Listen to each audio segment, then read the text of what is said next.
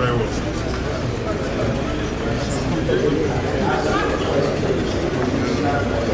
Mr. Chairman, sir, nice to meet you for the first time. Welcome to the house. Welcome to our house. Wow. Yes, I was just the immediate past chairman. But this is the present now. Good to see you. Welcome to our house.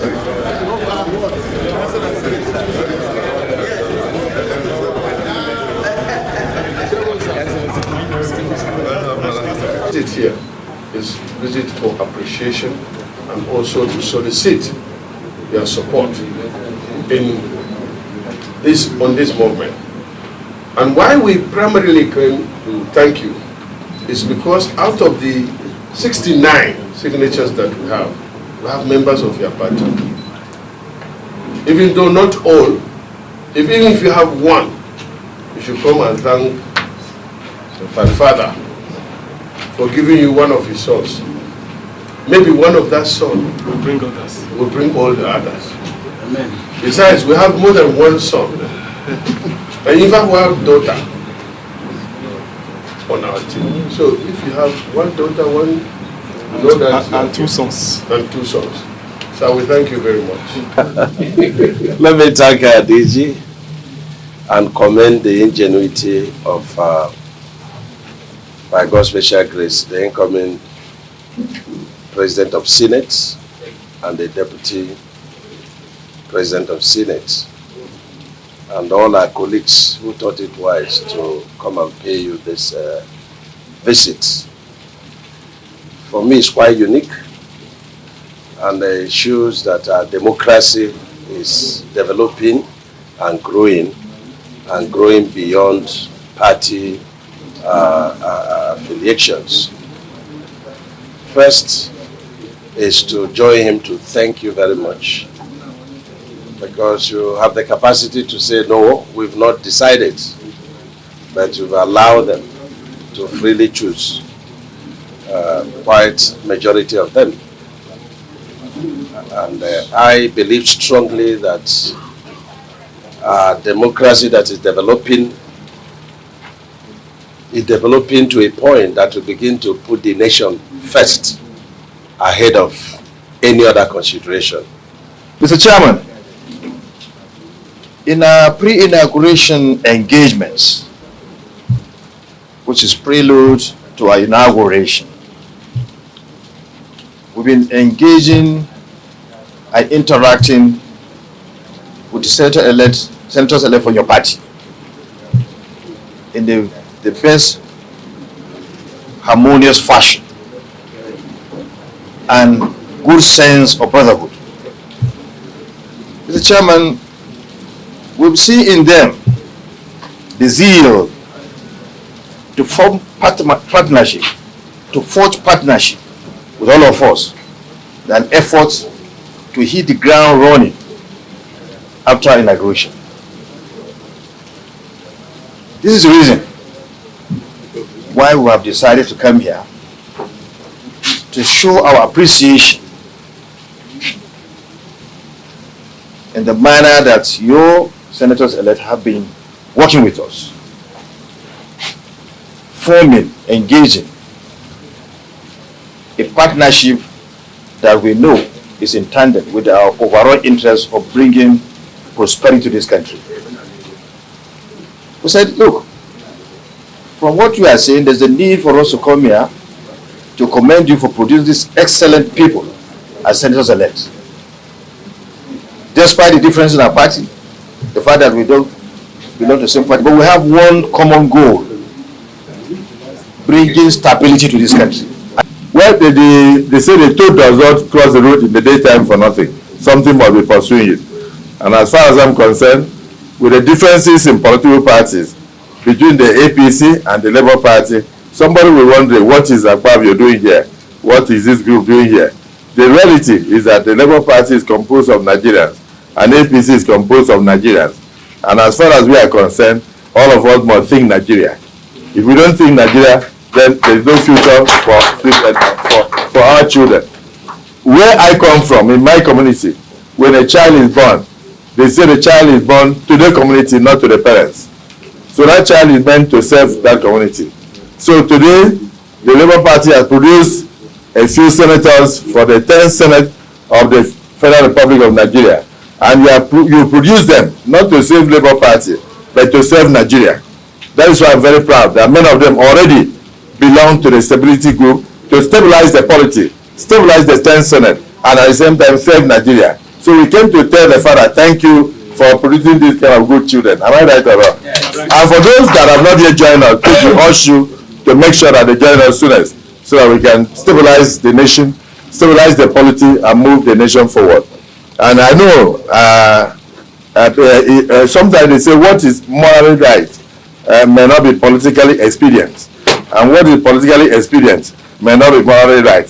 I would have loved to use this platform to call on all the political parties that contested the 2023 elections to sheath their swords and come together and line up behind Asiwaju Bola Ahmed Tinubu, our president-elect, in order to give leadership to Nigeria in a very fragile situation like this, so that we can stabilize the polity and also bring development to Nigeria.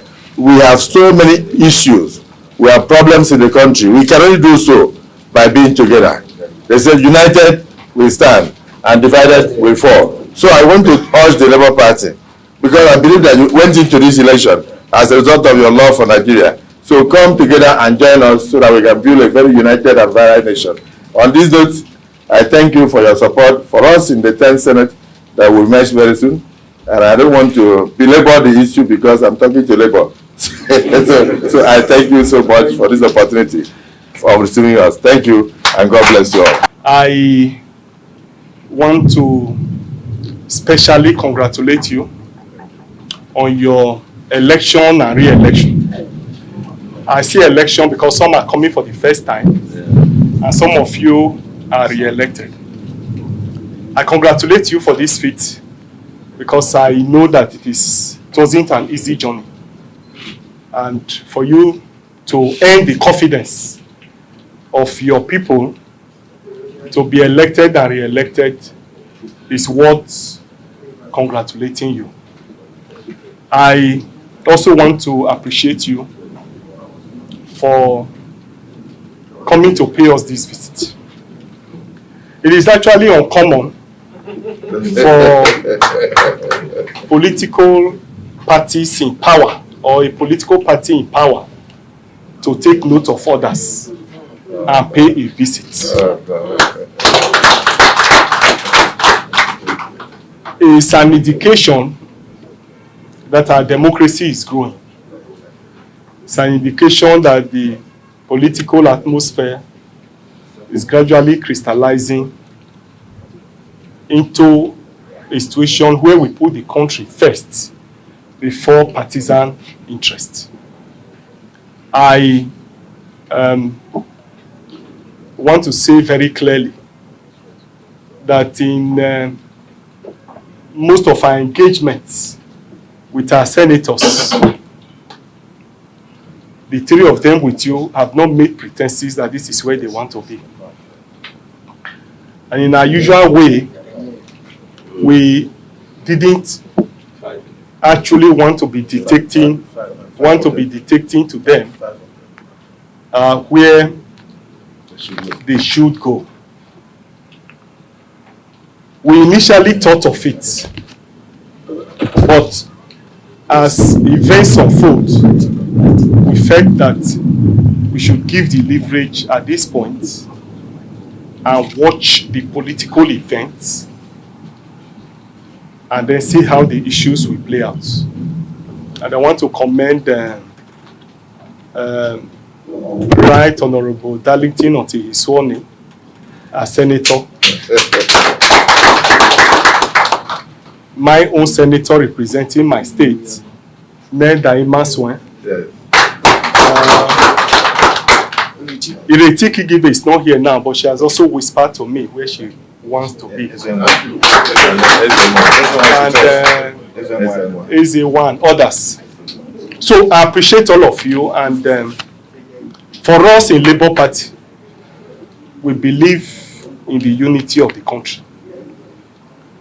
we believe that the country deserves better leadership. We also believe that we need a dynamic Senate and a dynamic House of Representatives. Because without having a vibrant National Assembly that can truly be a check on the executive, what you have is absolute power. And absolute power corrupts absolutely. And I want to say clearly, without sounding immodest, that probably that's why we had a lot of challenges with the past Senate. I'm hoping and believing that this Senate will be able to be a departure from the previous one, so that we can truly represent the people and stand by the people. After all, what is democracy? Democracy is government by the people, for the people, and by the people. And that's why for us in Labour Party, we believe that every government policy, in your legislative business, in your thinking as those who represent the people must be the focal points. The people must be the reference points. That every government policy must be such that we affect and enhance the welfare of the people.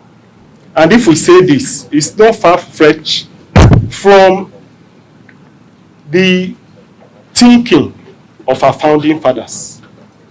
If you look at the Constitution of Nigeria, the Chapter 2, it's very clear that welfare and security of the people shall be the principal purpose of government. And they went further to even admonish that the national economy should be managed in such a way as to give maximum benefits to the people. So that shows that the people should be the focal point. And therefore, my appeal here is that in our legislative business, we should put the people first. Because we appreciate that our people are suffering. The economy is harsh to our people. I want to say clearly that the vast majority of our people are suffering. And we expect that with the new leadership of the Senate and the House of Representatives that is to come, that we must critically look at the people. Having said all of this, we appreciate your coming. We'll continue to discuss with our senators-elect. We've given them the free hand to make their choices. But this is not to say, however, that when the time is getting closer, that we won't be able to point a direction. But I want to say clearly that you are the first to have taken the initiative to come and tell us what you want. Somebody who does not ask you for a marriage, you won't give your child to the person to be wedded. And so for now, you are the only one that have come to ask us a hand for a marriage. And we appreciate your coming. And when in-laws come to the house, you don't drive your in-laws away. So we welcome you. We appreciate you for coming. I want to quickly put on record here, just for the records, that we are in court in respect of the presidential election. And you know we are challenging the processes leading to that election. In all our campaigns, we didn't make pretenses about it. We said it clearly that we believe in the process leading to the election rather than the outcome of the election. And therefore, for us in Labour Party, you are aware that we are not comfortable with the processes leading to the election. And I want to say clearly that this is not the forum for us to engage on that. But because you have made such remark, it will be unfair for me not to put the record straight. And that's why I want to say it here clearly, that the 2023 presidential election is what we are challenging. We are currently in courts in it. and we are interested in the processes leading to that election and not the outcome itself. I probably feel that I needed to put that on record before it will be carried that Labour Party is supporting Asiwaju Tinubu. No, no, no. For us, it's a no-go area for us. So I probably feel I needed to put that record straight. So having said this, I want to appreciate you. I welcome you. I followed the track record of Senator Akpabio, not in the Senate, but when he was governor of Akpabio State. His records are unparalleled. His achievements are there. And most of the people he touched his life are my friends. And so I have no doubt in his capacity to provide quality leadership. Thank you and God bless you.